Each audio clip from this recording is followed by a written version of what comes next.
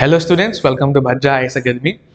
আজিৰ এই ভিডিঅ'টোত আমি চাওঁ এটা বহুত important topic of Indian polity that is court of record. যদি মই ইণ্ডিয়ান জুডিচিয়াৰী পঢ়োঁ তেতিয়াহ'লে মই এই কোৰ্ট অফ ৰেকৰ্ড টপিকটো পাওঁ আৰু এই টপিকটোৰ ওপৰত আমাৰ এক্সামৰ কাৰণে প্ৰিলিমছ হওক লাগিলে মেইনছ হওক এই দুটা ফেজৰ কাৰণে আল্টিমেটলি ইম্পৰ্টেণ্ট হয়। তো আহক আমি চাওঁ যে কোৰ্ট অফ ৰেকৰ্ড কি হয়। এতিয়া চাওঁ, যদি আমি কোনোবা এটা কোৰ্টক যদি কোৰ্ট অফ ৰেকৰ্ড বুলি ক'ব লাগে তেতিয়াহ'লে সেই কোৰ্টটোৱে এই দুটা কণ্ডিশ্যন ফুলফিলমেণ্ট কৰিব লাগিব। First condition to ki hoy, the records of the court shall be admissible as evidence in any other court of India. Okay, mane ki koa hoise je he court tur jehi record ase he record bilakok ami as a evidence India belek court ot use koribo paribo lagibo. Suppose jodi moi koi dia the Supreme Court is a court of record, jodi moi ko High Court is a court of record, mane ki bujaisu je Supreme Court or ba High Court or jehi record ase ami India belek court ot tak as a evidence use koribo paribo lage. Second condition ki hoy, the court shall have contempt of court jurisdiction. Mane jodi courtok jodi konoba bejjoti kore tetia hole courtor he manujonok ba he individual jonok ba he organization tok punishment dibo para capacity thakibo lage.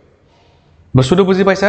তো যিকোনো কোৰ্টে যদি ইণ্ডিয়াত এই দুটা condition fulfilment কৰে তেতিয়াহ'লে সেইটো কোৰ্টক আমি কি বুলি কওঁ কোৰ্ট অফ ৰেকৰ্ড বুলি কোৱা হয়। অ'কে, আৰু যদি মই চাবলৈ যাওঁ ইণ্ডিয়াত এই দুটা চিটুৱেশ্যন বা দুটা কণ্ডিশ্যন ফুলফিলমেণ্ট কৰা কোৰ্ট মাত্ৰ দুটাই আছে, এটা হৈছে সুপ্ৰিম কোৰ্ট আৰু এটা হৈছে আল্টিমেটলি হাই কোৰ্ট। যদি মই সুপ্ৰিম কোৰ্ট চাবলৈ যাওঁ, supreme court is a court of record under article 129 আৰু high court is a court of record under article 215। এই আৰ্টিকল কেইটা বহুত ইম্পৰ্টেণ্ট হয়, মনত ৰাখিব। এটা হৈছে article 129, okay, Supreme court is a court of record and under article 215 High court is a court of record. এতিয়া তোমালোকে চোৱা, আমি ইয়াত পঢ়িছোঁ ন কণ্টেম্প্ট অফ কোৰ্ট। এই যিটো কণ্টেম্প্ট অফ কোৰ্ট আছে নহয়, এইটো কেতিয়াবা কি হয়, এইটো মানে বহুতে ক্ৰিটিচাইজ কৰে। এতিয়া ক্ৰিটিচাইজ কিয় কৰে আমি সেইটো চাওঁ, কণ্টেম্প্ট অফ কোৰ্ট।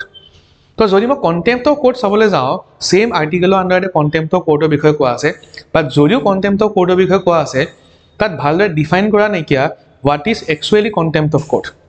পাৰ্লিয়ামেণ্টে ল এটা বনাইছে আৰু তাত পাৰ্লিয়ামেণ্টে ডিফাইন কৰিছে কণ্টেম্প্ট এজ এ চিভিল কণ্টেম্প্ট আৰু কণ্টেম্প্ট এজ এ ক্ৰিমিনেল কণ্টেম্প্ট। বাট যি নহওক কিয় আমি চাওঁ যে ইয়াক ক্ৰিটিচাইজ কিয় কৰা হয়। প্ৰথম কথা, ইয়াত কি কোৱা আছে, অভাৰ চেঞ্চিটিভিটি। অভাৰ চেঞ্চিটিভিটি মানে বেচিকেলি কেনেকুৱা হয় যে যেতিয়া কণ্টেম্প্ট অফ কোৰ্টৰ আণ্ডাৰত কোৰ্টে কাৰোবাক পানিছমেণ্ট দিয়ে, কোৰ্টে কি কৰে মানে এইটো অভাৰ চেঞ্চিটিভিটি মানে অভাৰ চেঞ্চিটিভ নিচিনা হৈ গৈছে। অ'কে, মানে over চেঞ্চিটিভিটি shown by the court, okay, while punishing individual under contempt of court. Okay, second problem কেনেকুৱা হৈ যায়, ইনকনসিস্টেন্সি।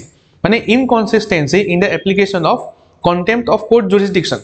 মানে কেতিয়াবা এনেকুৱা হয়, সাপোজ মই কিবা এটা লিখি দিলোঁ সাপোজ, বা মই কিবা এটা কাম কৰিলোঁ যাৰ ফলত মোক কোৰ্টে পানিছমেণ্ট দিলে আণ্ডাৰ কণ্টেম্প্ট অফ কোৰ্ট। বাট কেতিয়াবা এনেকুৱা হৈ যায় যে ছেইম কাম তুমিও কৰিছা আৰু তোমাক কোৰ্টে পানিছমেণ্ট দিয়া নাইকিয়া আণ্ডাৰ কণ্টেম্প্ট অফ কোৰ্ট। তো তুমি চোৱা এইটো ইনকনচিষ্টেণ্ট হোৱা নাই জানো? কাৰণ আমি দুটাটো ছেইম কামেই কৰিছিলোঁ। তো মোক পানিছমেণ্ট দিছে আণ্ডাৰ কণ্টেম্প্ট অফ কোৰ্ট আৰু তোমাক পানিছমেণ্ট দিয়া হোৱা নাই আণ্ডাৰ কণ্টেম্প্ট অফ কোৰ্ট। তো ইজ ইট নট ইনকনচিষ্টেণ্ট? অবভিয়াছলি য়েছ। তো সেইটো কাৰণেও আল্টিমেটলি কি কৰা হয়, ক্ৰিটিচাইজ কৰা হয়। আৰু থাৰ্ড, যিটো কণ্টেম্প্ট অফ কোৰ্ট আছে সেইটোৱে কি কৰে, আমাৰ প্ৰিন্সিপল অফ নেচাৰেল জাষ্টিছ তাক কি কৰি আছে, ভাইলেশ্যন কৰি আছে।